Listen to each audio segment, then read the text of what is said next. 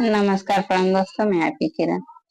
अनारे घर में लाल भैला सगर जियार कैला सगर जियार कैला हो। अरे मोरे सासू जी के पड़ल विषमादत सुपवा चोराई दिहली हो।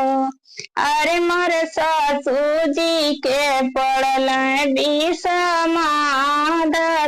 सुपवा चोराई दिहली हो। भल कैलू सासू भल कैलू सुपवा चोराई दिहलू सासू नैहर से सुपवा